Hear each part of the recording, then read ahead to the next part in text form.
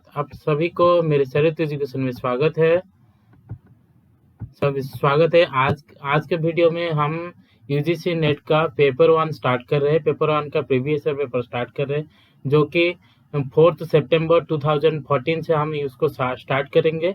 ये रहेगा हमारा पहला पेपर रहेगा, जो कि शिफ्ट 1 में हुआ था, और शिफ्ट 2 भी कवर करेंगे। उसके बाद हम कंटिन्यू करेंगे अप टू 2018 तक, जब से हमारा न्यू सिलेबस आया था तब तक हम कंटिन्यू करेंगे। 24 में कितना पेपर हुआ था प्रीवियस ईयर, मतलब पेपर 1 का कितना पेपर शिफ्ट गया था, और पेपर टू में हम लाएंगे तो कॉमर्स का और मैनेजमेंट का वीडियो लाएंगे। और पेपर 1 का आपका पूरा डिटेल जितने भी 2024 में है, 23 में है, 22 में, 21 में, 2020 में और 2019 में और 2018 में जितने भी पेपर है वो सभी को लाने के लिए हम प्रयास करेंगे। ओके, ये 2024 से स्टार्ट कर रहे हैं और ये कंटिन्यू रहेगा अप टू आपका exam final last exam date तक ये कंटिन्यू रहेगा। और आप सभी लोग उसको देखिए, वीडियो देखते रहिए और उसको लाइक कीजिए, शेयर कीजिए।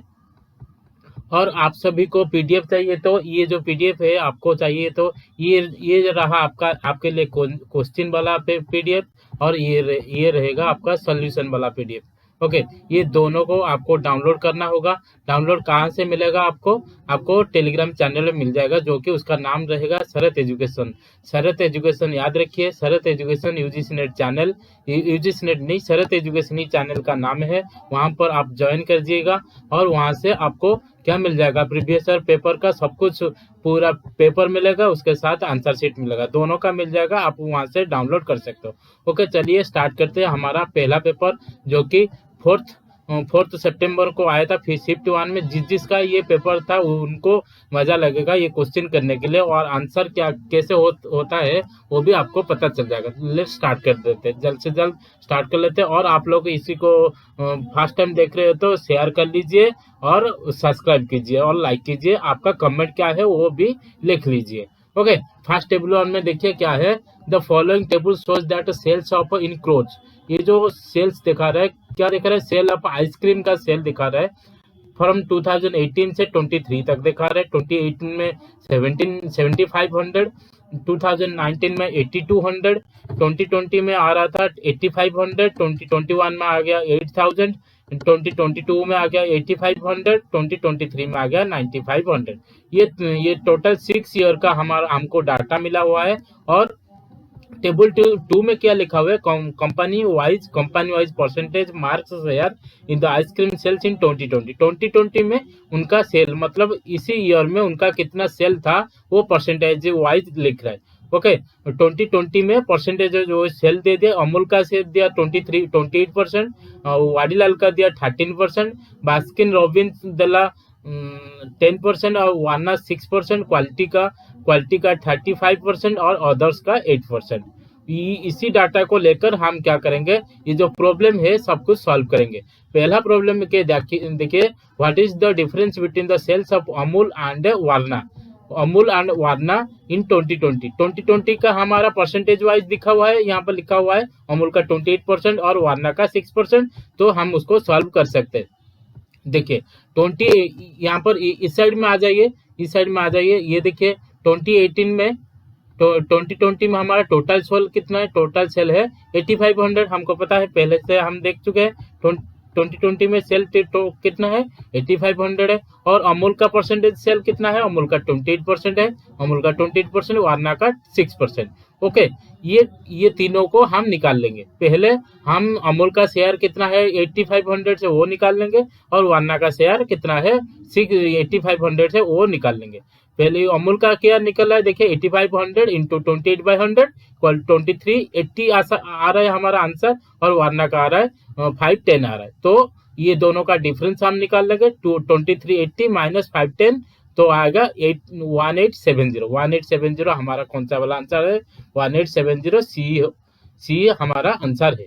ओके, ये हो गया आंसर, मिल गया आपको आंसर। ये इतना इजी है, आपको ये दो टेबल दिख रहा है तो आपको शायद लग रहा होगा क्वेश्चन बहुत ज्यादा डिफिकल्ट होगा। ये कुछ डिफिकल्ट नहीं है, बहुत इजी क्वेश्चन ये था। तो नेक्स्ट क्वेश्चन देख लीजिए, the market share of A companies in 2023 में उसका शेयर देख रहा है। ओके, इन सेम आज 2023 में जो है वो 2020 में जो था वो सेम है। हमको बोला in 24 the ice cream sales increase by 10% but market share of Amul fall to 23%। Market share of Amul fall to 23%, share घट के 23 को हो गया है। What is the percentage of change turnover Amul from 23 to 24, ये हमको चेक करना है। ओके, सेकंड क्वेश्चन आंसर देख लीजिए। देखिए 23 में टोटल सेल कितना है, 23 में टोटल 9500, 23 में टोटल सेल 9500 है, तो 24 में क्या होगा, इंक्रीज होगा। In 2024 the ice cream sales was increase by 10%, यहाँ पर लिखा है 2024 में इंक्रीज हो गया। तो 9500 का 10% कितना है, 10% जोड़ के वो हम निकाल सकते हैं। देखो यहाँ पर क्या निकल रहा है, देखिए 2024 में 10% इंक्रीज होगा तो हम क्या करेंगे, 9500 में 1.10 इंटू करेंगे तो हमारा निकल जाएगा टोटल 2024 का सेल, 24 का सेल निकल जाएगा।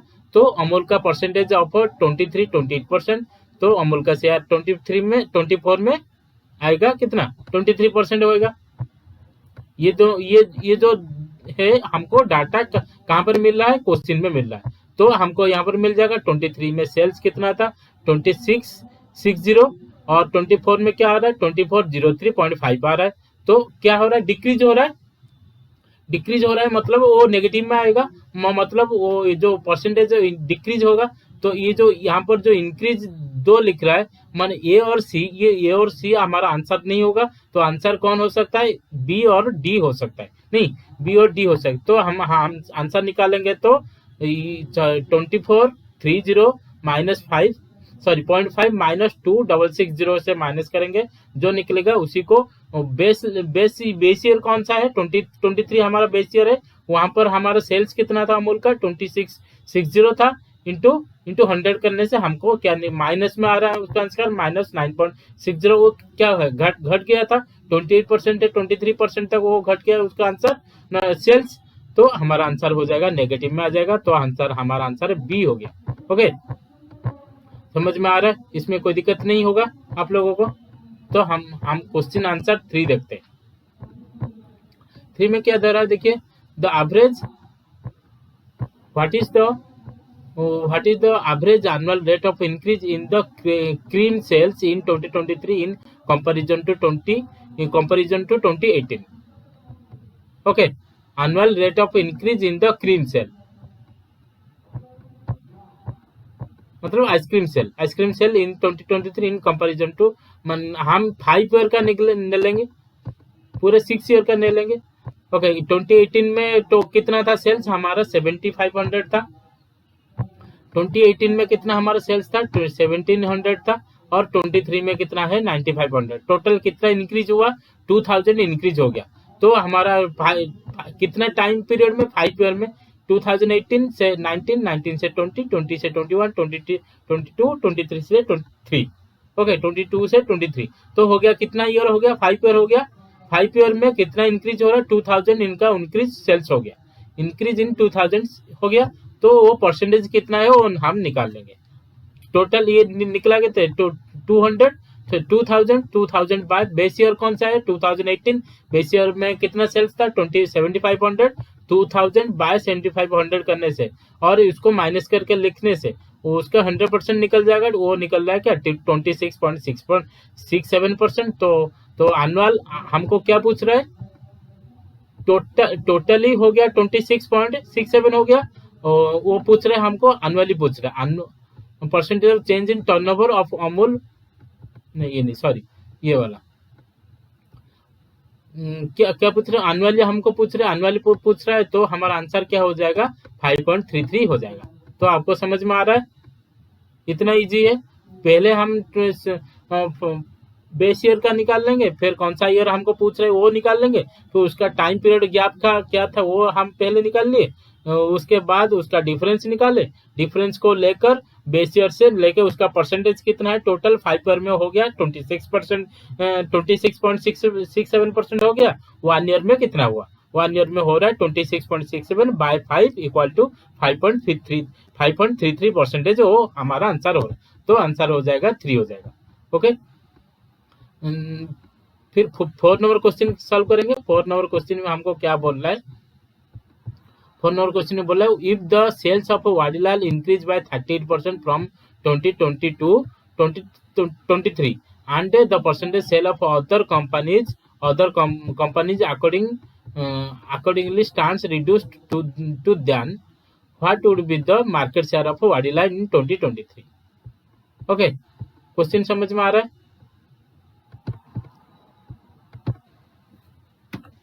इसको नीचे ले जाएंगे तो आपको इजी होगा सॉल्व करने के। तो देखिए, if the sales of Vadilal increase 38% increase हो गया, तो वाडीलाल का सेल्स कितना था 2020 में? 13% था। 13% से इंक्रीज हो गया, कितना हो गया? 38% हो गया। सॉरी, देखिए 2020 में सेल्स, टोटल सेल कितना है? 8500 है, 8500 है, और 2023 में सेल्स कितना है? 9500 है। तो टोटल इंक्रीज कितना हुआ 3 साल में? 3 साल में इंक्रीज हो गया, 3 साल में इंक्रीज हो गया 1000 करोड़ इंक्रीज हो गया टोटल। ये टोटल इंक्रीज जो है वो हमारा क्या पूछ रहा है? हमको क्या पूछ रहा है? हमको पूछ रहा है वो वाडीलाल का इंक्रीज 38% हुआ तो उसका मार्केट शेयर कितना है, वो उसका मार्केट शेयर हमको पूछ रहा है। तो वाडीलाल का सेल्स हम निकाल लेंगे 2020 में कितना है? 8500 इंटू 13%, क्योंकि 13% यहाँ पर हमको दे रहा है टेबल में, 13% ये आप दे सकते हो यहाँ पे। ओके, तो हमारा कितना 8500 का 13% क्या निकल रहा है? 1105 करोड़ निकल रहा है। तो 23 में वो कितना हो गया? बढ़कर 138% हो गया। 38% था, 13% था, वो बढ़ के 38% हो गया। तो कितना हुआ? 1.38 उसमें मल्टीप्लाई करेंगे तो हमारा वो इंक्रीज आ जाएगा। कितना परसेंट है? वो इंक्रीज हो गया। ओके, वो निकल रहा है 1524, वो निकल रहा है 1524.9 निकल रहा है। तो हमारा आंसर क्या हो जाएगा? वाडीलाल का मार्केट शेयर इन 2023 हमारा अमाउंट क्या निकला? हमारा अमाउंट निकल रहा है 1524.9 बाय 9500 इसमें डिवाइड करेंगे, क्योंकि हमको करंट ईयर लेना है। करंट ईयर लेके वो करंट ईयर लेंगे तो उसका इंक्रीज कितना हुआ वो जान पाएंगे। तो वहां पर कितना निकल रहा है? 16.05%। तो करेंटली वाडीलाल का मार्केट शेयर कितना है? करेंटली वाडीलाल का मार्केट शेयर 16.05 है। ओके, डी होगा हमारा आंसर, 16.05 हमारा आंसर हो जाएगा। If the percentage of, next question देखिए, if the percentage of market share of a company is remains the same in 2020 2021 आज द 2020, एक कोई भी एक कंपनी का सेल्स क्या हो रहा है? सेम हो रहा है। 2020 में जो था 2021 में भी सही है, 20 में जो था 21 में भी सही है बोल रहा है। Then the what is the then increase the then what it is the increase और decrease in the turnover of Amul from 2020 to 21। Amul का क्या इंक्रीज हुआ और डिक्रीज हुआ वो हमको पूछ रहा है। अमूल का क्या हुआ? इंक्रीज हुआ और डिक्रीज हुआ, वो हमको जानने के लिए पूछ रहा है। तो हमको यहाँ पर निकलना पड़ेगा 2021 में टोटल कितना सेल था? ये देख लीजिए 5 नंबर का क्वेश्चन, 2020 टोटल सेल 8500 है और 21 में 8500 टोटल 8000 है। उसका मतलब टोटल सेल घट गया है तो उसका क्या होगा? डिक्रीज हो गया, टोटल सेल डिक्रीज हो गया। तो यहाँ पर अमूल का भी मार्केट शेयर में भी क्या होगा? डिक्रीज हो जाएगा। उसका मतलब डिक्रीज, वहां पर आंसर हमको यहाँ से मिल जाएगा। थोड़ा सा ये यहाँ पर हमको क्या कर सकते हैं, यहाँ पर जो इंक्रीज वाला 2 है उसको हम काट लेंगे। ओके, पहले वो जो ए में है ये कट जाएगा और डी कट जाएगा। हमारे पास क्या रह गया? बी और सी रह गया। तो बी में 140 करोड़ दे रहा है और सी में 175 दे रहा है। तो हमको वहां पर निकलना पड़ेगा। तो अमूल का शेयर 2020 में कितना है? 8500 into 28/100 equal to 23 into 2380 crore निकल रहा है। तो 21 में कितना? 8000 इन 28/10 इक्वल टू 2240 करोड़ निकल रहा है।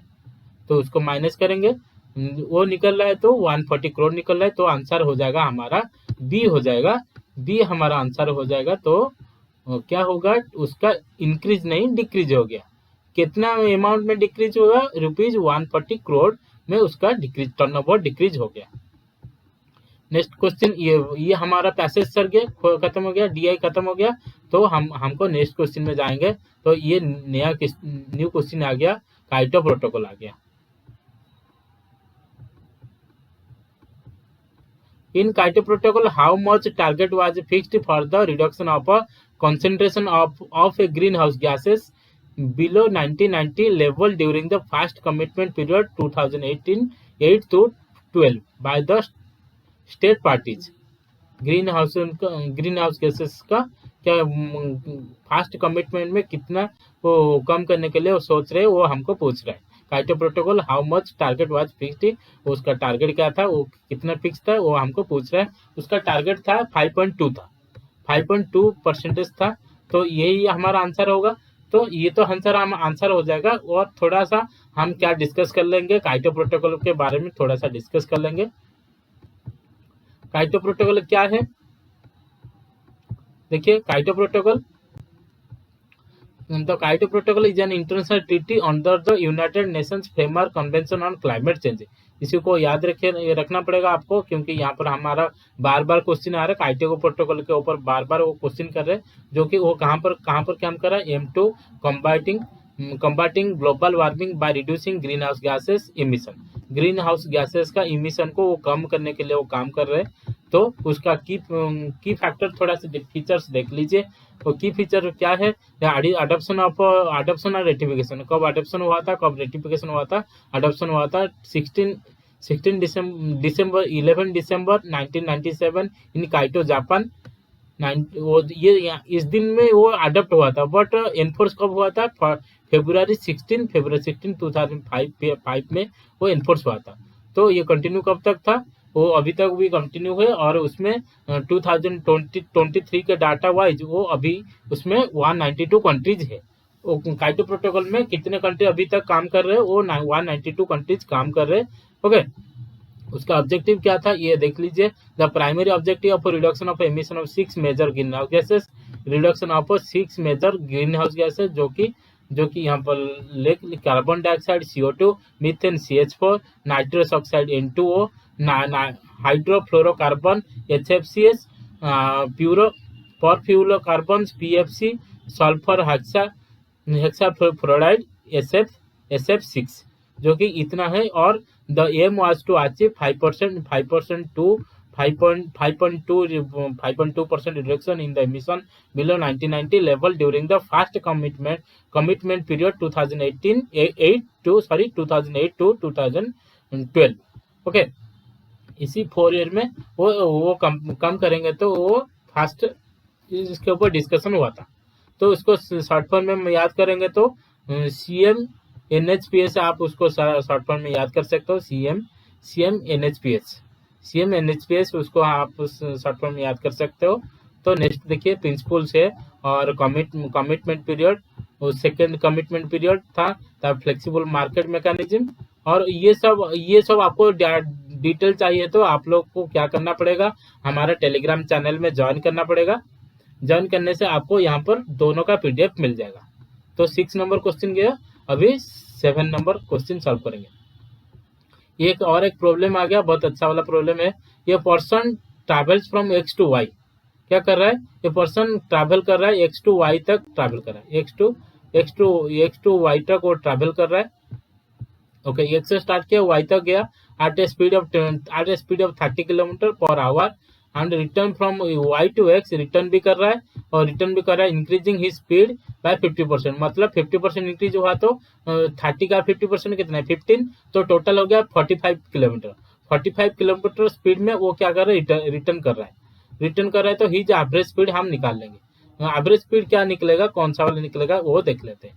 ओके, अभी कैलकुलेट करेंगे तो क्या होगा, कैलकुलेट द एवरेज स्पीड हमको बोल रहा है, कैलकुलेट एवरेज स्पीड कर रहा है। Let distance X and Y के बीच में डिस्टेंस कितना हम लेट लेंगे, तो D ले जाएंगे। D हम लेट लेते हैं। तो speed of from X to Y 30 kilometre per hour आ रहा है, और speed of from X to Y to X return कर रहा है। रिटर्न तो 30 plus 50%, 30%, total 45 kilometre per hour आ रहा है।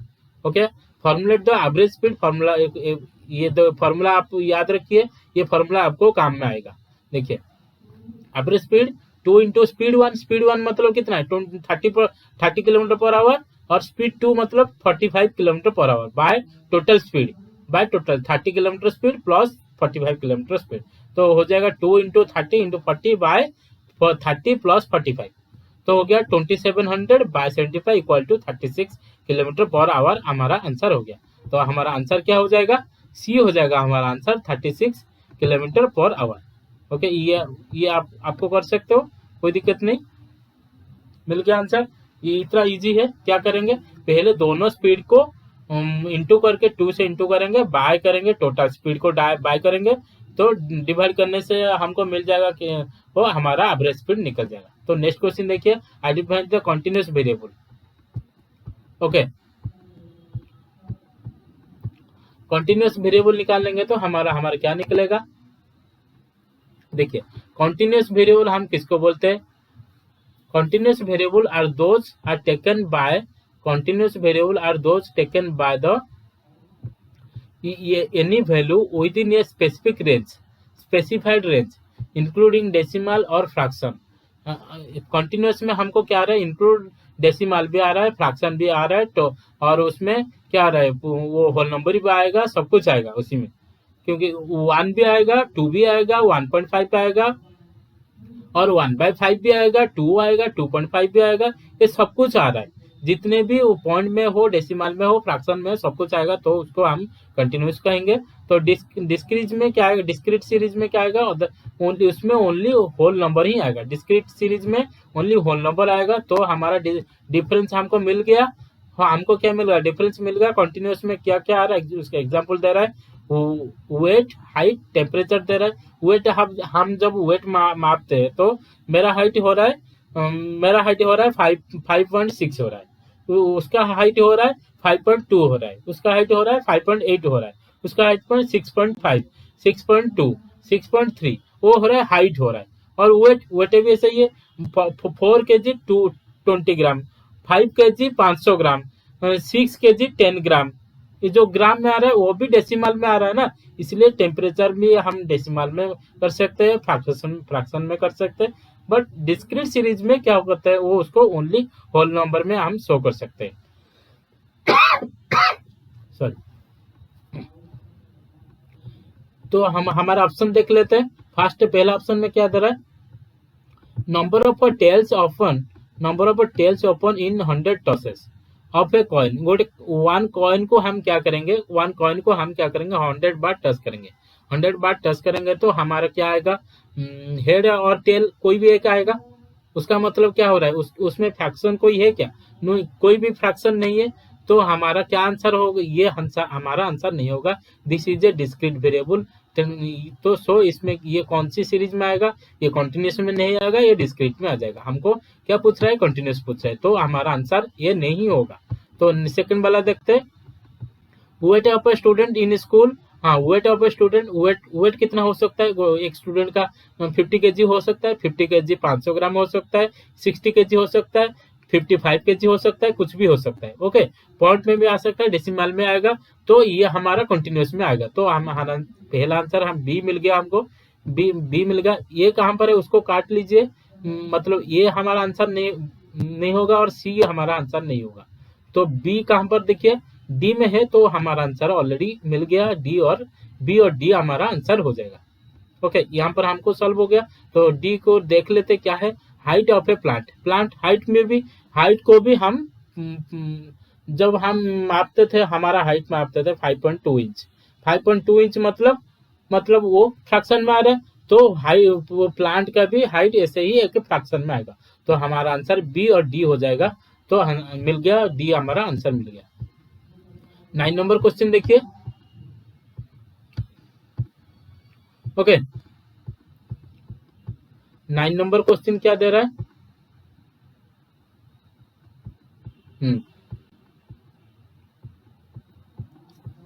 देखिए फिर क्या बोल रहे, ऑल क्या पूछ रहे हैं हमको, which of the following proposition in contrary to proposition all cows are herbivores.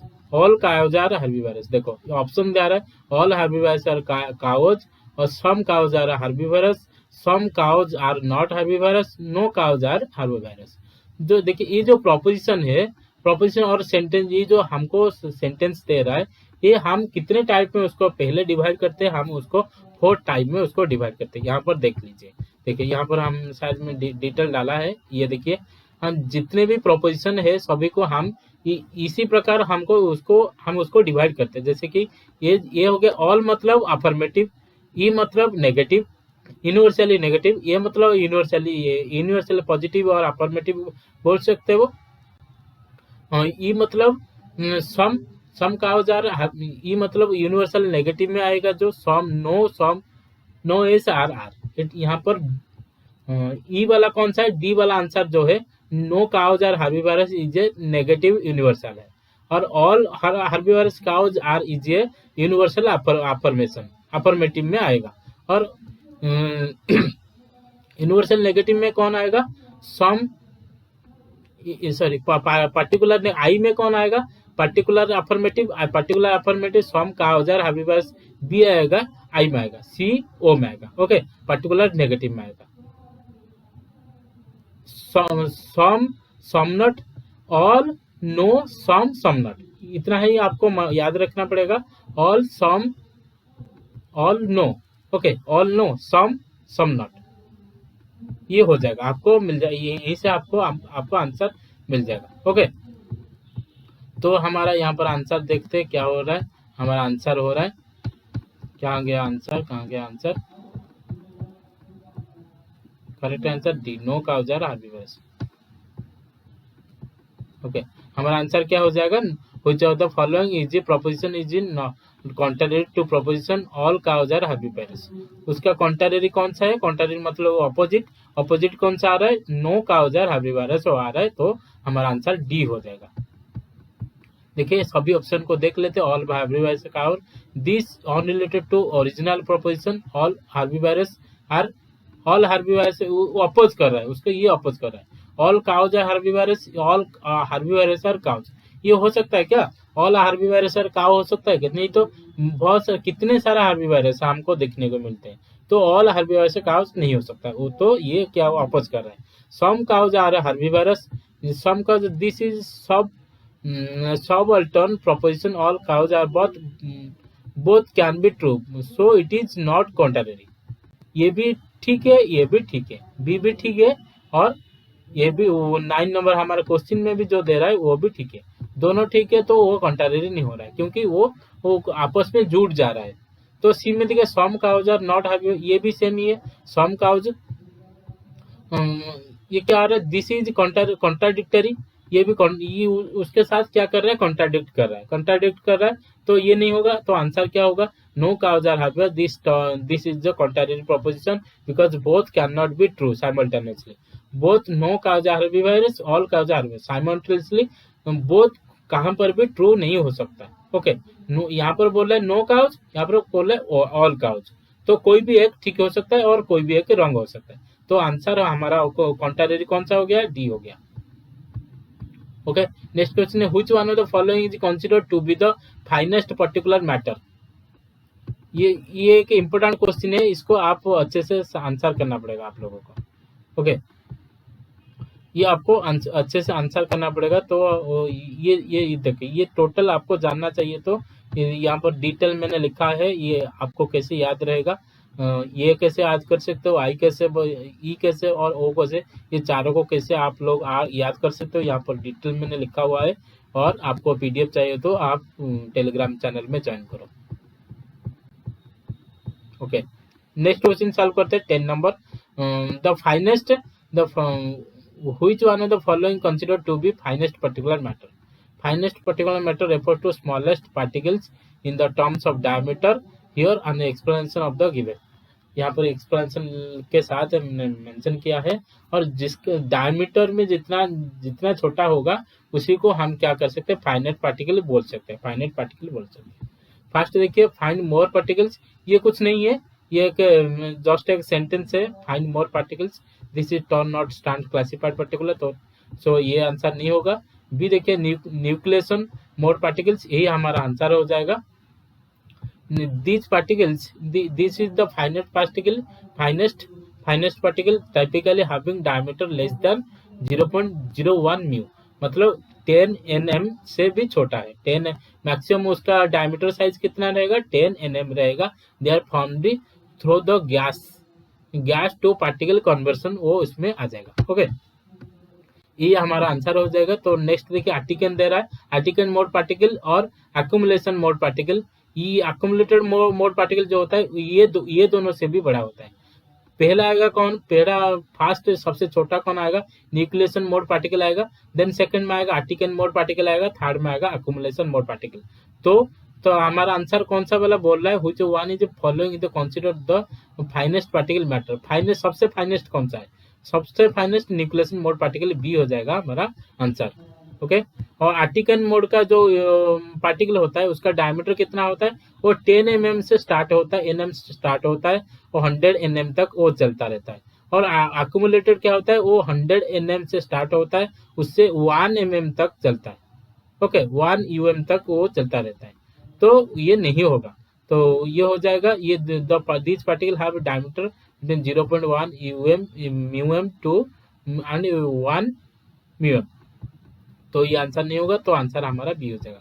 और यहाँ पर थोड़ा सा डिटेल लिखा है, डिटेल मेंशन क्या है देखो, क्रॉस पार्टिकल PM10 को हमें कोरस पार्टिकल हम बोलते हैं। उसमें उसका एग्जाम्पल है डस्ट, पोलन, मोल्ड, और सोर्सेज का रोड डस्ट, कंस्ट्रक्शन, एग्रीकल्चर, ये सब उसका सोर्स है।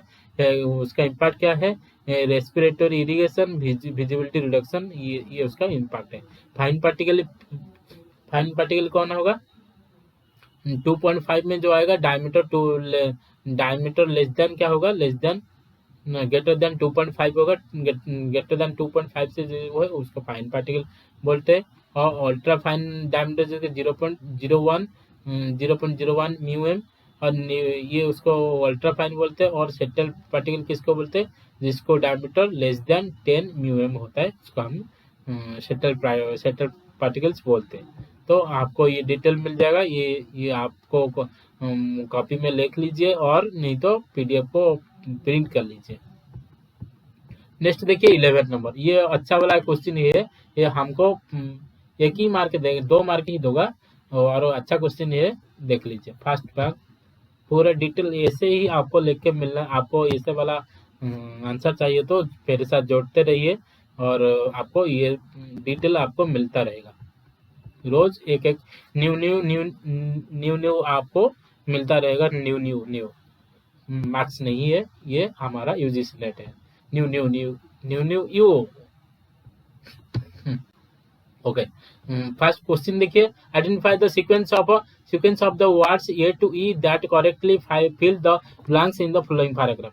Dash is small amount of memory located on the CPU itself. Dash is smallest unit. ये कौन सा वाला हो सकता है, रोम होगा, राम होगा, कैच मेमोरी होगा, और कैशे मेमोरी। ये उसको कुछ लोग कैशे भी बोलते हैं, कुछ लोग कैच भी बोलते हैं। तो आपको जो भी बोलना है बोल सकते हो। Cache memory, flash memory, virtual memory. पहला हमारा आएगा कैशे मेमोरी आएगा।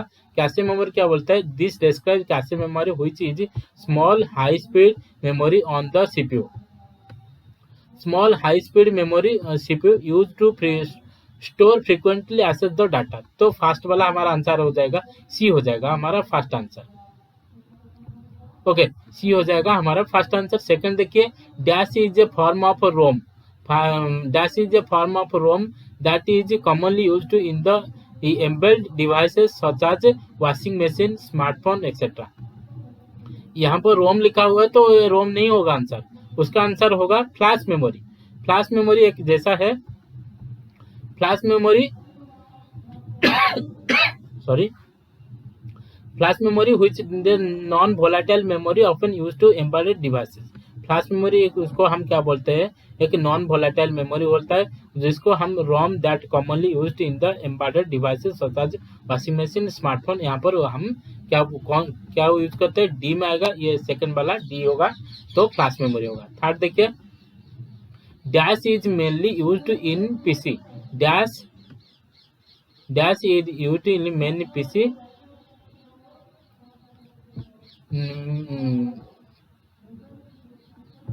वो इतना सा था।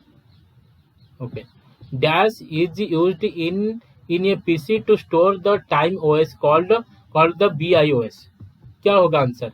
BIOS और OS को जब हम स्टोर करते हैं पीसी में, उसको कौन सा वाला मेमोरी यूज होता है, कौन सा वाला मेमोरी हम यूज करते हैं? तो हम क्या बोलते हैं, रोम यूज करते हैं, रीड ओनली मेमोरी यूज करते हैं, रीड ओनली मेमोरी यूज करते हैं, read only memory which stores the framework like BIOS, PIOS और पीसी, इन पीसी। ओके, तो आंसर हो जाएगा रोम, हो जाएगा हमारा रोम, रोम नहीं रोम।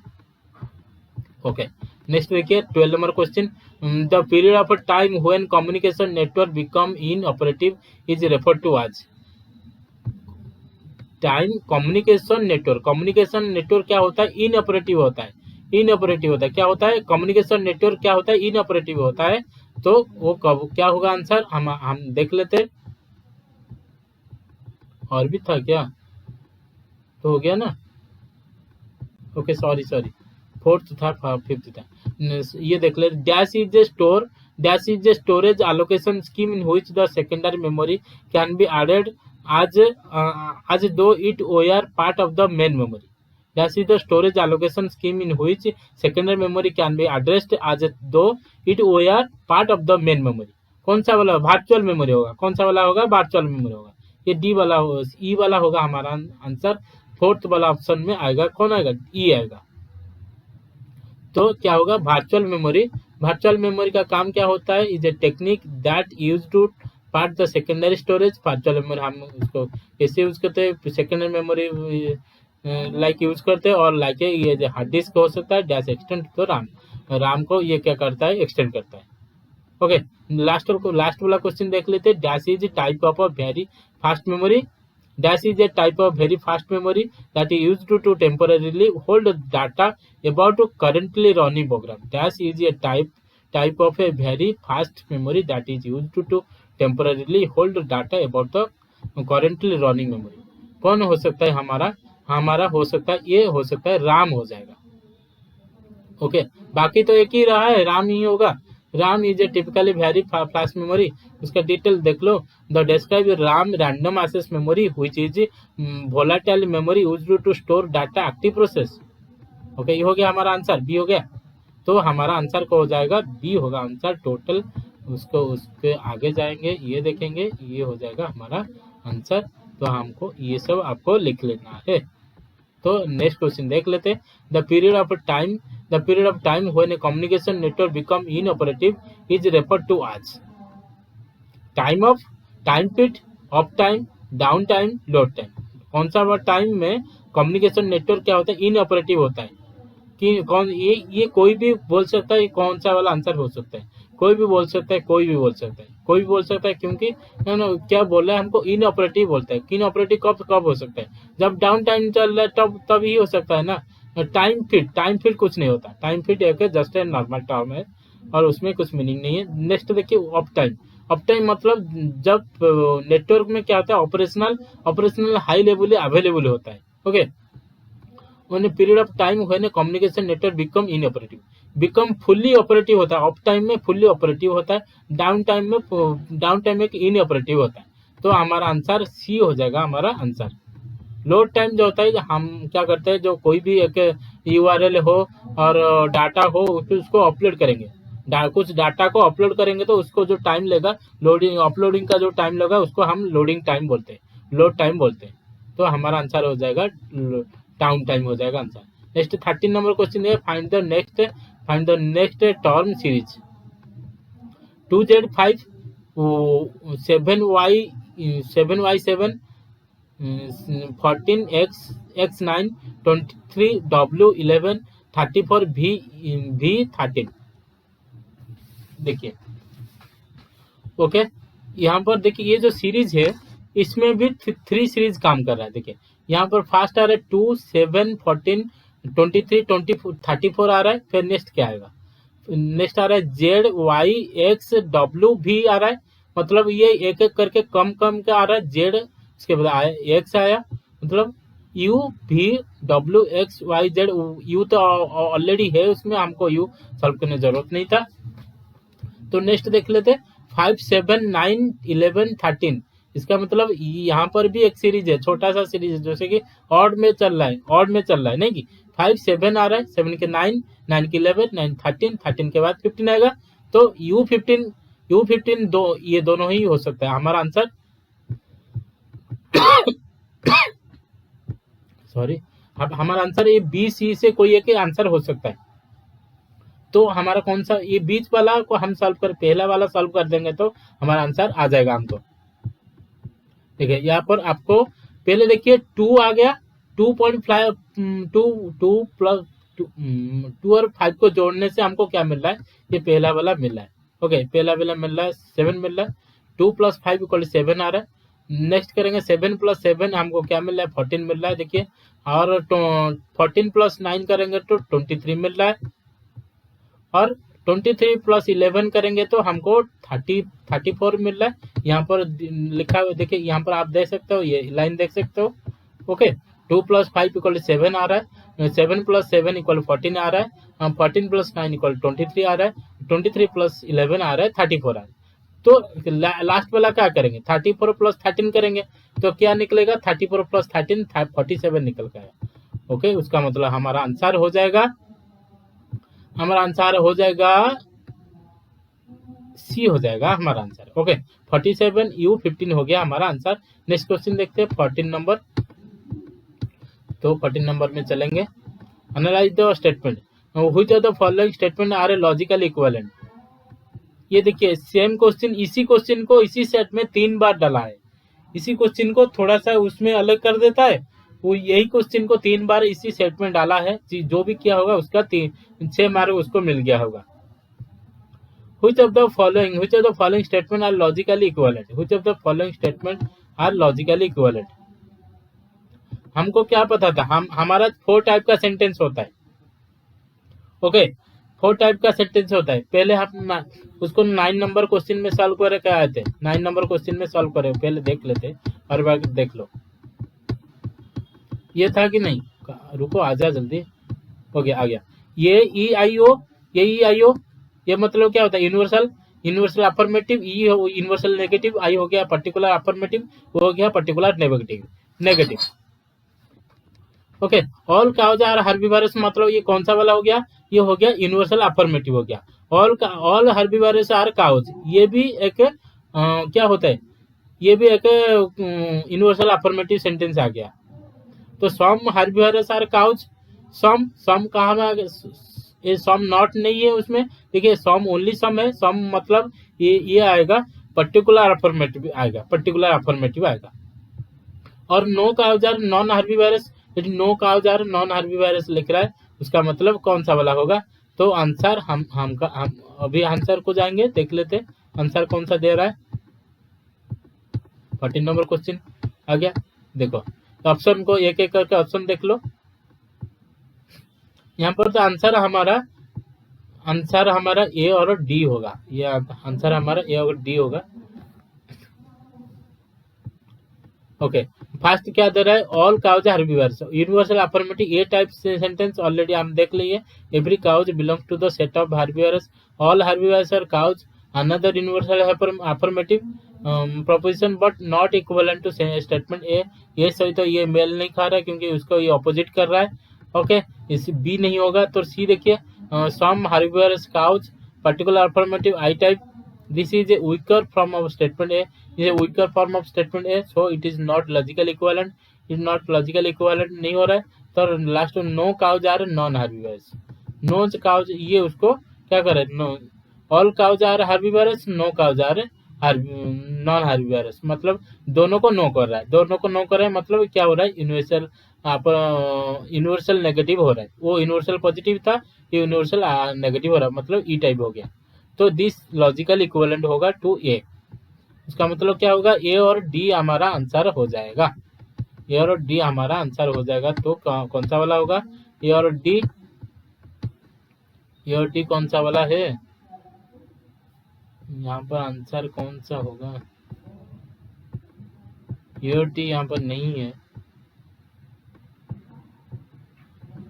शायद यही मैंने कोई गलत लिखा है सर। ओके, तो थोड़ा सा प्रिंटिंग मिस्टेक है, कोई भी एक होगा उसमें, एक ए और डी, कोई भी क्वेश्चन हमको देखना पड़ेगा। ओके, उसको मैं अपडेट कर लूँगा। ओके, आपको याद रखिए ए और डी यहाँ पर आंसर हो जाएगा। तो नेक्स्ट देखिए 15 number, the cartoon is a dash, cartoon is a high definition, low definition, natural definition, negative definition. ये कौन सा वाला कहाँ से आया है? ये कम्युनिकेशन से आया है। ओके, कार्टून कौन सा वाला कम्युनिकेट आपके साथ कर रहा है? देखिए ये चारों को एक में टेबल में लिखा है, आप देख सकते हो। Low definition, high definition, low definition, natural definition, negative definition, ये चारों को आप यहाँ पर देख सकते हो। ओके, हाई डेफिनेशन हमका क्या बोलते हैं? हाई डेफिनेशन में होता है मीडिया और communication that is rich in detail, clarity and completeness. Okay, high definition में क्या आएगा? Media communication that rich in detail, clarity and completeness to provide extensive and precise information, leaving less for the interpretation. ये उसका example देखेंगे तो photography में वो आता है cinema, HD television, radio, as per the Marshall McLuhan classification. ये कौन सा वाला ये थ्योरी है? ये जो चारों है मार्शल, ये आपको ये याद रखना पड़ेगा। ये किसका थ्योरी है? Marshall McLuhan theory, classification theory है। High definition, low definition, natural, negative और ये चारों ही है। तो ओके, और हमारा कार्टून जो है, कार्टून आएगा लो डेफिनेशन में आएगा, क्योंकि वो कार्टून का मतलब कुछ हम शायद 100% समझ में नहीं आएगा। क्योंकि जब हम एक फिल्म देखेंगे, सिनेमा देखेंगे, फोटोग्राफ देखेंगे, वहाँ पर हमको क्या मिल जाएगा? कम्युनिकेशन का प्रॉपर नॉलेज हमको मिल सकता है, क्लैरिटी, डिटेल मिलेगा, कंप्लीटनेस हमको हाई डेफिनेशन में मिल सकता है। और नेचुरल में क्या होता है? लो डेफिनेशन में देखा यहाँ पर आंसर एग्जाम्पल में कार्टून भी है। ओके, ये एग्जाम्पल हमको पूछ रहा है, देखो ये कितना डीप अंदर जाके वो हमको क्वेश्चन पूछ रहा है। ये सबको आपको मालूम होना चाहिए। लो डेफिनेशन क्या होता है? मीडिया और communication that provides less detail, required active audience engagement to encourage interpretation and participation from the audience. और उसका एग्जाम्पल देखिए, स्पीच होगा, टेलीफोन होगा, कॉन्वर्सेशन,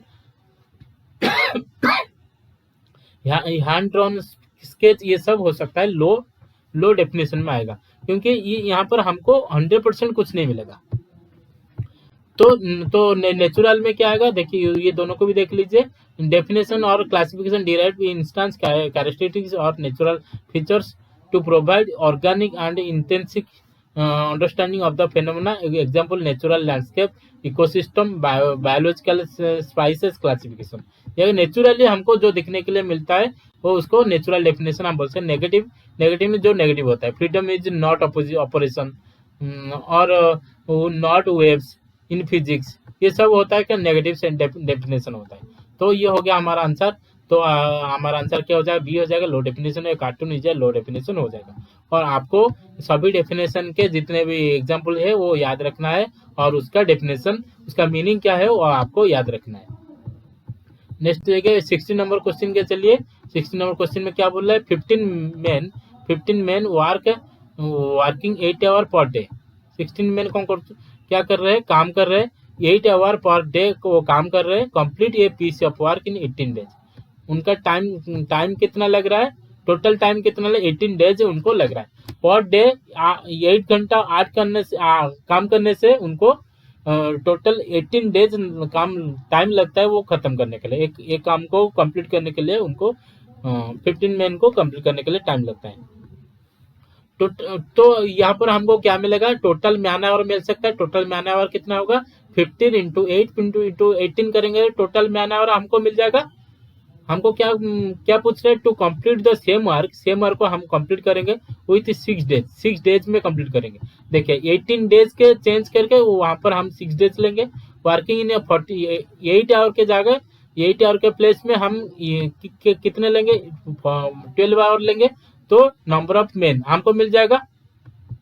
यहाँ पर हमको टोटल वर्क मिल रहा था, टोटल मैन आवर मिला था। तो यहाँ पर टोटल मैन आवर कितना था?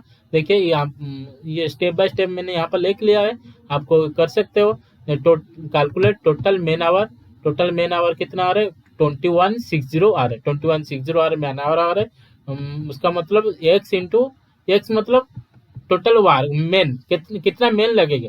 टोटल मैन को हम x लेंगे, x इंटू 12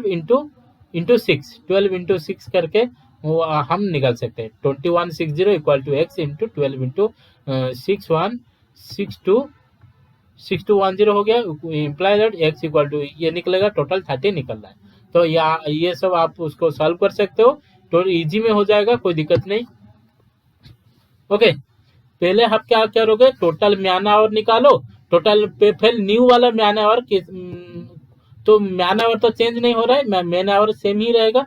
तो हमको कितने मेन लगने से वो म्यान आवर समान हो सकता है वो पूछ रहा है। तो हमको 30 मेन चाहिए, तो हमारा आंसर डी हो जाएगा। ये शायद आपको समझ में आएगा ये कैसे हो गया, इतना इजी ये कैसे हो सकता है, इतनी इजी ऐसे ही हो सकता है। ओके, ये प्रैक्टिस करने से आपको इतना इजी ही हो जाएगा, आपके लिए इतना इजी हो जाएगा। नेक्स्ट देखिए 17 number, national education policy 2020 recommended moving towards. National education policy जो 2020 में आया था, कौन सी तरफ वो रिकमेंडेड कर रहा है? सब urban university, single discipline university, multi discipline university, specialised university. Okay, ये होगा मल्टी डिसिप्लिनरी यूनिवर्सिटीज। ओके, आपके लिए मैं नेशनल एजुकेशन पॉलिसी 2020 के ऊपर एक वीडियो लेके आऊंगा, जहाँ पर आपको पूरा वीडियो के साथ, पूरा पीडीएफ के साथ, पिक्चर वाइज पूरा क्लैरिटी के साथ आपको मिल जाएगा, डिटेल मिल जाए, पूरा क्लैरिटी के साथ आपको पूरा डिटेल मिल जाएगा। आप वहां से वो वीडियो को कर लेंगे तो आपको नेशनल एजुकेशन पॉलिसी के बारे में आपको पूरा डिटेल मिल जाएगा। वो पेपर 2 दिन में आ जाएगा। ओके, वो वीडियो 2 दिन के अंदर आ जाएगा, वो वहां पर आप देख लीजिए, उसका पेपर डाउनलोड भी आप कर सकते हो। तो करने के लिए तो आपको क्या करना पड़ेगा, याद है तो आपको टेलीग्राम चैनल ज्वाइन करना, शरत एजुकेशन चैनल ज्वाइन करना पड़ेगा। तो नेक्स्ट क्वेश्चन देख लेते हैं, 18 नंबर क्वेश्चन। 18 नंबर क्वेश्चन बोल रहा है, which of the following concept are related to mass communication. Mass communication के साथ कौन सा वाला रिलेटेड है? Which of the following concept are related to mass communication, global village. Sorry, एक मिनट, थोड़ा सा वाटर ले लेता हूँ।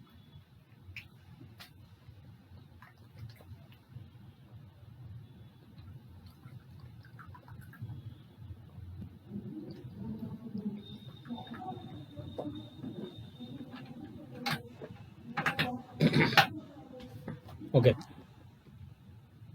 ये हमारा अभी क्या होगा, which of the following aspects, which following concepts are related to mass communication, global village, medium is message, the extension of a man, pop culture property. ये ऑप्शन दे रहा है A D, A B C, B C D, A D ना, A B दे रहा है। वो कौन सा वाला चूज करने के लिए हमको बोल रहा है। ओके, कौन सा वाला आंसर होगा, देखिए ग्लोबल विलेज मतलब क्या होता है। The global village which are the following concept related to mass communication. Global village concept introduced by the Marshall McLuhan. कौन उसको इंट्रोड्यूस किया था? Marshall McLuhan, referring to the world being connected through modern communication technology, making distances and boundaries irrelevant। वो क्या बोल रहे थे, हमारा जो डिस्टेंस है, बाउंड्रीज है, सब कुछ हटा देना चाहिए, सबको एक विलेज में कन्वर्ट कर देना चाहिए। तो ये कॉन्सेप्ट कौन दिया था हमको? मार्शल मैक्लिन दिए थे। तो नेक्स्ट देखिए, ये भी हमारा ठीक होगा, क्योंकि ये कम्युनिकेट करने के लिए बोलता है, तो ये मास कम्युनिकेशन में आएगा। ग्लोबल विलेज मतलब ये मास कम्युनिकेशन में आएगा। टोटल ग्लोबल मतलब एक पूरा फुली ग्लोबल को एक ही विलेज में रखना चाहता है, मतलब सबको मास ले रहा है। देखिए next the medium is a message, another concept by the Marshall McLuhan, which emphasizes that medium through which information is transmitted is as important as the message itself। Message भी जितना इम्पोर्टेंट है और मीडियम भी इतना ही important है। ये कौन बोला? ये भी उनका ही कॉन्सेप्ट है, जो उनका नाम क्या है? मार्शल मैक्लिन। ये उनका नाम आपको याद रखना पड़ेगा, उनका कॉन्सेप्ट आपको पार्शियली आप उसको गूगल कर सकते हो। मार्शल मैक्लिन का कॉन्सेप्ट क्या है ग्लोबल विलेज को लेके कर सकते हो। तो ये भी आंसर हो, ग्लोबल विलेज होगा तो बी भी होगा, क्योंकि उसको मैसेज चाहिए तो मीडियम भी चाहिए। तो नेक्स्ट देखिए extension of message, extension of man, this concept by the Marshall Marshall McLuhan describe how technology and media extend human capability to sense. कैसे वो चेंज होता है टेक्नोलॉजी के हेल्प से, how technology help and media help to extend human capability and sense. Media और technology how कैसे help करते हैं ह्यूमन कैपेबिलिटी को चेंज करने के लिए। ओके, ये तीनों हो जाएगा हमारा आंसर। तो नेक्स्ट देखिए, पॉप कल्चर। पॉप कल्चर मतलब प्रॉफिट, ये उनका कॉन्सेप्ट नहीं है। This concept refer to the idea that mass media से public culture and can influence trend, opinion and social norms. ये तीनों क्या है, हमारा मार्शल मैकलिन का कॉन्सेप्ट है। तो ये तीनों हमारा आंसर हो जाएगा ए बी सी, हमारा आंसर बी हो जाएगा हमारा आंसर। ये हो गया, आप लोगों को याद रहेगा मार्शल मैकलिन का ये कॉन्सेप्ट आपको पढ़ना चाहिए। तो नेक्स्ट क्वेश्चन देखिए, 19 नंबर क्वेश्चन। अभी तक टाइम हो रहा है 55 मिनट, हम ओनली 19 क्वेश्चन, ये 1 घंटा हो गया लग रहा है 20 क्वेश्चन करने के लिए। which concept, which content that we have previously learned inferred with the recall of something newly learned than the interference is retroactive inhibition, proactive inhibition, attention inhibition, response inhibition। कौन सा वाला आंसर होगा? Okay, देखिए, this refers to proactive inhibition when content that we have previously learned, एक content था, एक content था जो कि हम प्रीवियसली उसको लर्न कर चुके हैं, प्रीवियसली हम उसको पढ़ चुके हैं। Interferes with the recall and something newly learn. हम जब कोई भी एक न्यू कॉन्सेप्ट पढ़ रहे हैं तो उसका जरूरत आ रहा है, तो उसको हम क्या बोले, कौन सा इनोवेशन हम उसको बोल सकते हैं, इनोवेशन बोल सकते हैं। Learn therefore reference interference to retroactive innovation, proactive innovation, attention innovation, उसको हम प्रोएक्टिव इनोवेशन बोल सकते हैं। Where previously learn in interface with the ability to recall newly learn information. Okay, next question चलो, 20 number. Arrange the step by step cycle of self regulated learning in logical order. Self regulated learning first setting goals, regulating learnings, enhancing tactics and strategy, analyzing the task, devising plans। देखिए यहाँ पर हमें detail लिखा हुआ है, आप यहाँ पर देख सकते हो। Steps of the cycle, analyse of a task. Analyse हम पहले करते हैं क्या? एनालाइज तो पहले नहीं करते।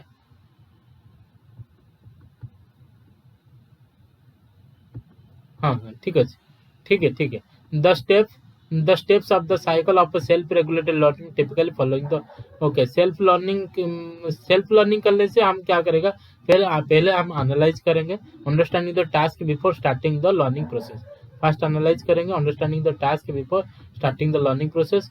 फिर नेक्स्ट हम क्या करेंगे, फिर फर्स्ट टी आएगा, फिर सेकंड में ए आएगा, सेटिंग गोल्स।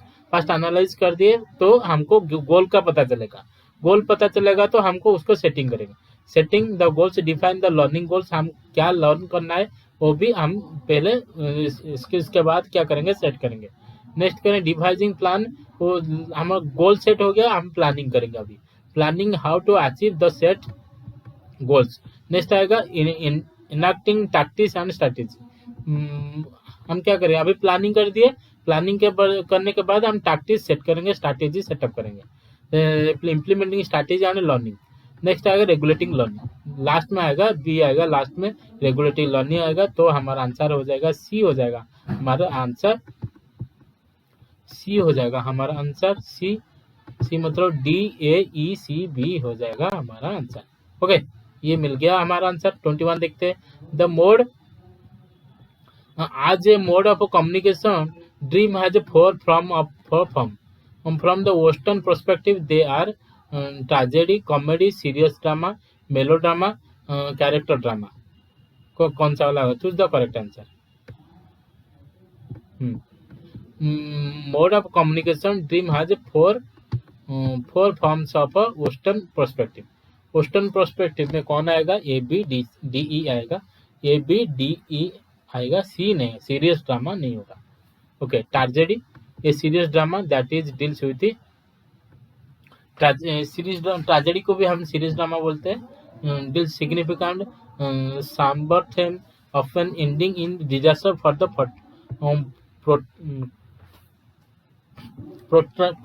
sorry. तब नेक्स्ट देखिए comedy, light hearted drama. Comedy और लाइट हेटेड होता है वो क्या, क्योंकि कॉमेडी में क्या होता है, हमको मजा आता है, ज्यादा से ज्यादा मजा आता है, हंसने के लिए मिलता है। ट्रेजेडी में क्या होता है, वो रोना धोना वो सब चलता रहता है। और मेलो ड्रामा जहाँ पर बहुत सारा ड्रामा होता है, ड्रामेटिक सीन्स होता है, और कोई भी एक जेनर होता है, कोई की एक कंफ्यूजन है, कॉन्फ्लिक्ट होता है, मिसलेनियस होता है, ये सब होता है, इसको मेलो ड्रामा बोलते हैं। क्या बोलते हैं देखिए, मेलो ड्रामा आएगा genre drama that emphasise exhausted emotion and dramatic conflict. जहाँ पर हम इमोशन रहेगा, ड्रामेटिक रहेगा। और ओनली इमोशन हमको कहाँ पर मिलेगा, ट्रेजेडी में ओनली इमोशन मिलेगा, और कॉमेडी में हमको क्या मिलेगा, एंटरटेन मिलेगा। ओके, कॉमेडी में हमको एंटरटेन मिलेगा। और कैरेक्टर ड्रामा क्या, focus on the character development. और कैरेक्टर ड्रामा में क्या होता है ना, एक पर्टिकुलर एक कैरेक्टर में वो कितने कैसे डेवलप होता है throughout the series of the drama. So हमारा आंसर हो जाएगा ए बी डी हो जाएगा, सी नहीं, सीरियस ड्रामा नहीं होगा, जो कि हमारे आंसर में नहीं आता है। जो serious drama is often consider the broader category that can overlap with the tragedy. Already हम ट्रेजेडी ले लेंगे, तो सीरियस ड्रामा हम नहीं लेंगे। And it is not one of the four basic genres. हमारा 4 बेसिक जेनर्स होता है, ट्रेजेडी होता है, कॉमेडी होता है, मेलो ड्रामा होता है, कैरेक्टर ड्रामा होता है। सीरियस ड्रामा ऐसा कोई नहीं होता है। तो हमारा आंसर डी हो गया, हमारा डी आंसर हो गया। अरे क्या यार, आजा। ओके, जल्द से जल्द करेंगे। 22 में चलते हैं। Which of the following represent the epistemology orientation of the qualitative research? Deductivism, positivism, objectivism, interpretivism. Okay, यहाँ पर आंसर आपका हो जाएगा इंटरप्रेटिविज्म में हो जाएगा, आपका आंसर हो जाएगा। तो इसके बारे में आपको डिटेल जानने के लिए मैं एक छोटा सा एक वीडियो लेकर आऊँगा, ये क्योंकि ये बहुत बड़ा छोटा सा टॉपिक तो नहीं है, अच्छा वाला टॉपिक है, epistemology orientation of qualitative research. ये क्वालिटेटिव रिसर्च के बारे में आपको ज़्यादा नॉलेज मिल जाएगा। रिसर्च क्या होता है, क्वालिटेटिव क्या होता है, क्वांटिटेटिव क्या होता है, कन्वर्जन क्या होता है, नॉन कन्वर्जन क्या होता है, ये सब कुछ आपको वहाँ पर मिल जाएगा। Okay, deductivism, positivism, objectivism, interpretivism. Interpret, qualitative मतलब इंटरप्रेट हम करते हैं, क्वालिटी मतलब हम कुछ डिस्क्राइब करते हैं। ओके, जैसे कि हिस्ट्री एक क्वालिटेटिव रिसर्च हो गया, मैथ हो गया, मैथमेटिकल होगा तो वो क्वांटिटेटिव में आएगा, क्वांटिटेटिव मतलब मैथमेटिकल आएगा, और क्वालिटेटिव आएगा तो इंटरप्रेटिविज्म आएगा, जो कि वहाँ पर कुछ लिखा होगा, बहुत कुछ लिखा होगा, कुछ पर्टिकुलर सिचुएशन के ऊपर, पर्टिकुलर कोई एक्शन के ऊपर कुछ लिखा होगा, वो इंटरप्रेट करते हैं, जो कि ओके। ऑब्जेक्टिव, जहाँ पर हम सॉल्व करते हैं, पॉजिटिव कोई अफर्मेशन लेके आते हैं, डिडक्टिव जो कि हम सॉल्व करके जो भी कुछ है हमारे पास उसको सॉल्व करके छोटा से एक ही पॉइंट में लेके आना, उसको हम डिडक्टिविज्म बोलते हैं। ओके, नेक्स्ट देखिए 23, हम जल्द से जल्द 50 क्वेश्चन सॉल्व करेंगे ना। Identify the correct chronological sequence of A following: launch of A Twitter, launch of Facebook, appearances of a social network site, launch of a Sputnik, war of the world broadcast। कौन सा वाला answer होगा? Identify correct chronological sequence of following, वो sequence बोल रहा है। Okay, ये कौन की कब फर्स्ट कब आया था, सेकंड थर्ड कब, वो हमको पूछ रहे हैं। तो फर्स्ट सबसे ज्यादा आएगा लॉन्च ऑफ स्पुटनिक जो आ रहा है, यहाँ पर आंसर आप देख लीजिए, आपका आंसर हो जाएगा अक्टूबर 4, 1957 में आया था, जो कि आंसर बी में आएगा, फर्स्ट ई आएगा। तो हमारा आंसर ये हो गया, तो यहीं पर सॉल्व हो गया। ओके, यहीं पर हमारा solve first war of the, मैं क्या कर रहा हूँ,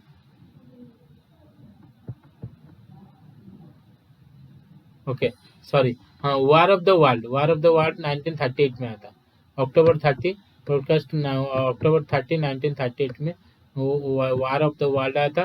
तो लॉन्च ऑफ स्पुटनिक हुआ था 1957 में 4 अक्टूबर में। Appearance of social network site, like social network site, appearance of social network site कब आया था, जो कि अर्ली 20s में आया था, कि ये आएगा नेक्स्ट आएगा। और बी आएगा लॉन्च ऑफ फेसबुक आया था 4 फरवरी 4 2004 में आया था, और लॉन्च ऑफ ट्विटर आया था मार्च 21 2006 में आया था। तो आपको आंसर मिल गया, डेट सब मिल गया, ये सब आप नोट कर सकते हो।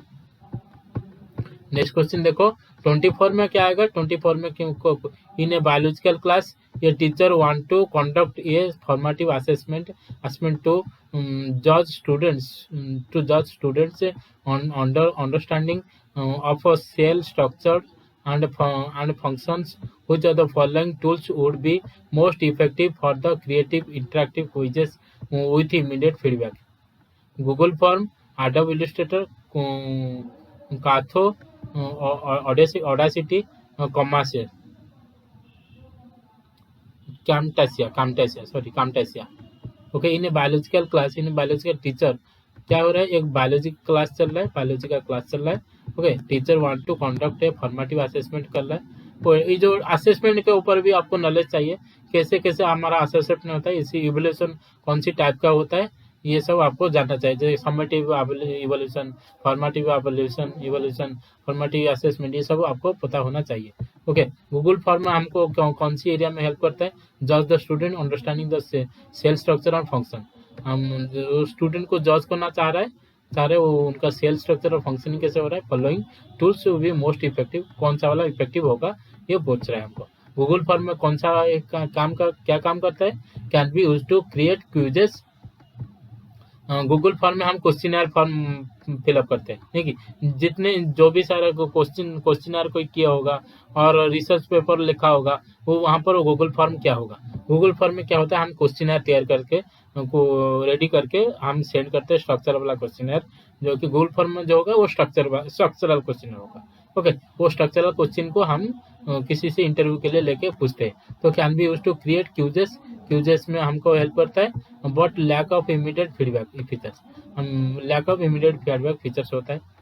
Adobe Illustrator क्या होता है, primary use to creating graphics and illustration, not quizzes and assessment.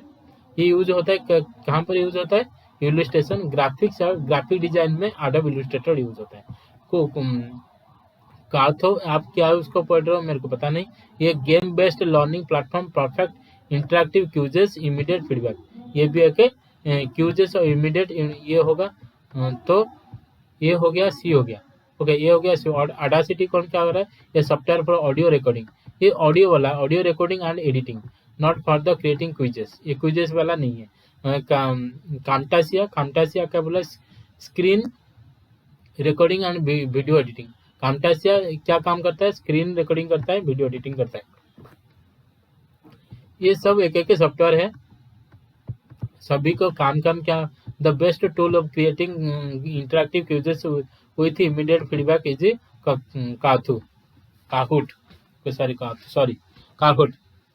काहुट उसको बोलते शायद, उसका आंसर होगा सी होगा, ए और सी होगा उसका आंसर, ए और सी होगा उसका आंसर। ओके, सी होगा, ये हो गया। नेक्स्ट देखिए 25 में आ गया, इन मेनी स्टडीज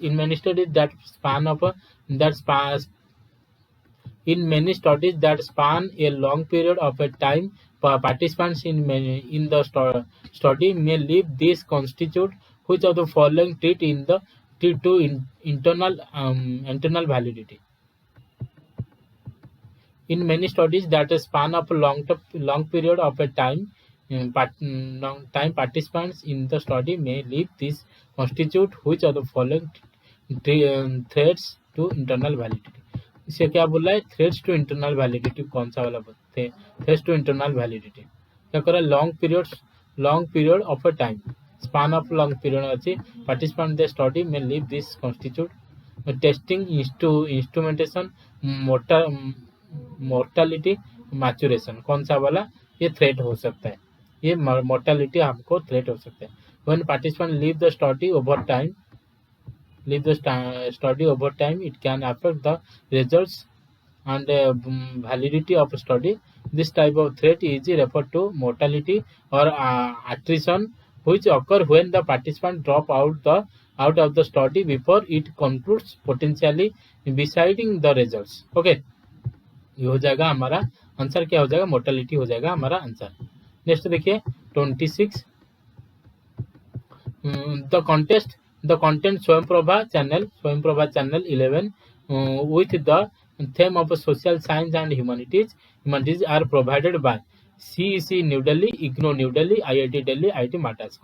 कौन इसको सेल कर रहा है? स्वयं प्रभा CEC न्यू दिल्ली हमको प्रोवाइड कर रहा है। ये आपको याद होना चाहिए। ओके, कौन कौन पूछ रहा है हमको दे रहा है? CEC न्यू दिल्ली हमको स्वयं प्रभा चैनल दे रहा है। स्वयं Prabha channel including channel 11 dedicated to social science humanities are provided by CEC Consortium for Educational Communication, New Delhi. This channel offer content for the social science and humanities subjects. Next देखिए 27, the first foreign university to set up its campus at a GIFT gift city of Gujarat. First foreign university कौन सा है? Moscow university Russia. Moscow university Russia जो कि हमारा India में आके गुजरात में गिफ्ट सिटी में उसका फॉरेन यूनिवर्सिटी सेटअप कर रहा है। नेक्स्ट देखिए 28, इफ LM, ये एक अच्छा क्वेश्चन है, आपको सॉल्व जानना चाहिए। तो कैसे हो रहा है ये उसको थोड़ा सा ध्यान से स्टडी करो और उसको स्क्रीनशॉट भी ले सकते हो। स्क्रीनशॉट लेके कॉपी में लिखकर उसको सॉल्व करो। If LM represents A number of L in base M and number of system the system, then which of the following numbers are equivalent to 19 base 16? क्या होगा? इक्विवेलेंट टू कौन सा वाला? 19 बेस 16 के साथ कौन सा वाला सेम होगा वो बोल रहा है। तो L represent number of L in A base M। हाँ ठीक है, ये आप फर्स्ट ऑप्शन देखो 11001 बेस 2 दे रहा है और उसमें बेस 3 बेस 4 बेस 5 बेस 10 दे रहा है। ओके, हमको पूछ रहे choose the correct answer from the option given below. उसको कन्वर्ट करेंगे, बाइनरी में कन्वर्ट करेंगे तो 11001 बेस 2 को हम क्या करेंगे? कन्वर्ट करेंगे तो बाइनरी में हम डेसिमल क्या लेंगे?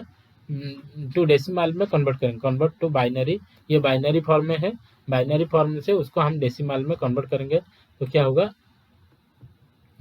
1 2 पहले देखिए यहाँ पर कितना नंबर से टोटल कितना है? 5 है।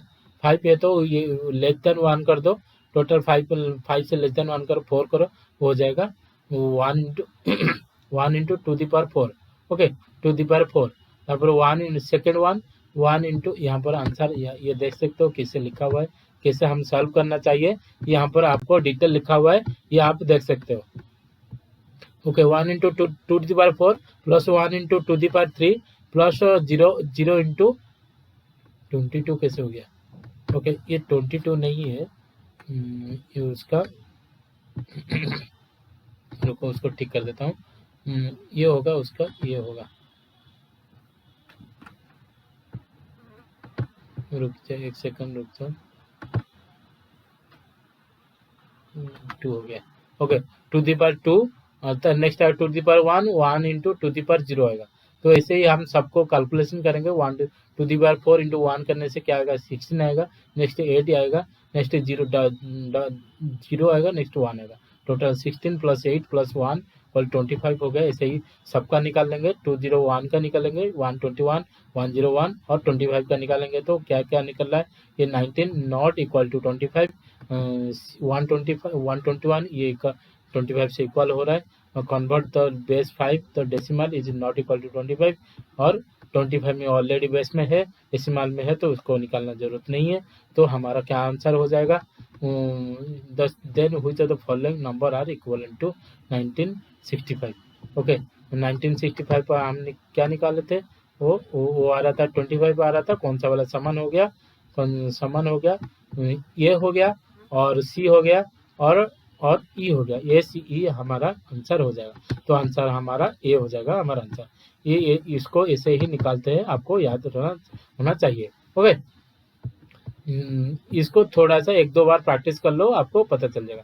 नहीं तो इसी बाइनरी की सिस्टम के ऊपर मैं एक वीडियो लेके आ रहा हूँ, तो आपको वहाँ पर डिटेल मिल जाएगा कैसे होता है बाइनरी सिस्टम का यूज क्या है, बाइनरी सिस्टम क्या है, उसमें बेस का यूज कैसे होता है, बेस कैसे चेंज होता है और उसका बेस का काम क्या होता है और बाइनरी सिस्टम का टाइप्स क्या हो सकता है और उसका फर्दर एक्सटेंशन क्या हो सकता है, सब कुछ आपको वहाँ पर मिल जाएगा। ओके, नेक्स्ट वीडियो एक लेकर आऊँगा। नेक्स्ट देखिए 29 में क्या, Anna sits at the her kitchen table, Anna Anna sits at her kitchen, sits at her kitchen table and is able to think about what she need to be from the grocery store. से वो kitchen में बैठकर क्या वो सोच रहा है, table के सीट के ऊपर वहां पर बैठ के क्या सोच रहा है, कौन सा वाला ग्रोसरी वो लेके आएगा, कौन सा वाला ग्रोसरी लेके आया जो कि उसको जरूरत है। इजी है, her ability to recognise, recite, recall, memorise, कौन सा वाला थ्योरी होगा वहां पर, कौन सा वाला थ्योरी होगा। The ability to think about the what she need to be is involved retrieving information from memory.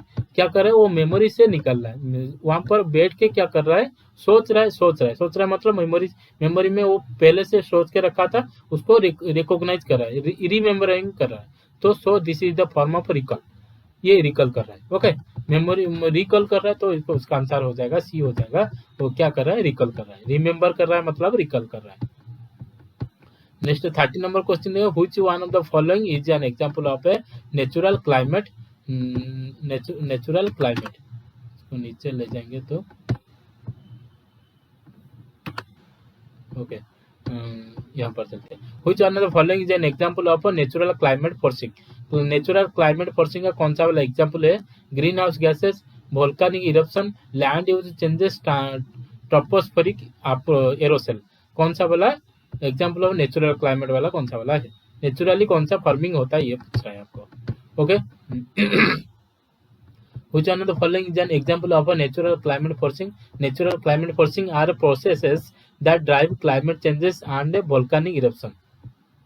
Okay, volcanic eruption कहाँ पर आता है, वोल्केनिक इरप्शन आ रहा है हमारा नेचुरल क्लाइमेट में आता है, तो आंसर हमको मिल गया, तो आंसर हो जाएगा बी।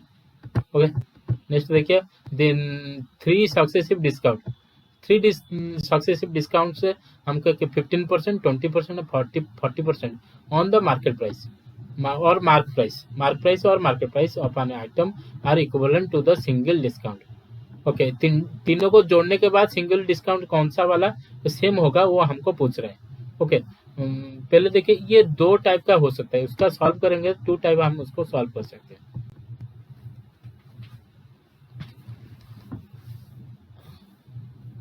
देखिए, यहाँ पर मैं थोड़ा सा डिफरेंट टाइप का लिखा हूँ, वो आप लिख सकते हो, देख सकते हो, जैसे कि पहले हम क्या कर सकते हैं, देखिए 100 ले लिया, 100 से 15 डिस्काउंट माइनस कर दिया, 100 से 15 माइनस करने से कितना रहेगा, 85 रहेगा। 85 का 20%, 85 का 20% उसको माइनस करने से क्या निकलेगा।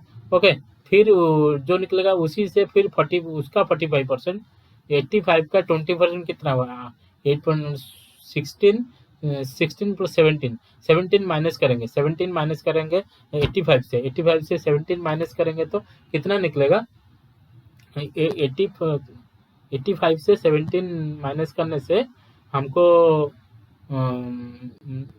मिलेगा 67 मिलेगा। ओके, 67 मिलेगा, 67 उसका क्या निकालेंगे, 40% निकालेंगे, क्या निकालेंगे, 40% निकालेंगे तो वो आएगा 26.8 आएगा। ओके, ये तीनों को जोड़ के हम 100 से माइनस भी कर सकते हैं, जो होगा वो हमारा आंसर हो सकता है। तो ये वाला यहाँ पर लिखा है, देखिए ये थोड़ा सा मैं डिफरेंट का लिखा हूँ, आप ये इसको छोड़ दीजिए, मैं इसको हम और एक फॉर्मेट पे लेकर आएंगे, उसको हम सॉल्व करेंगे। बहुत ही इजी क्वेश्चन है ये, कोई दिक्कत वाला क्वेश्चन नहीं है।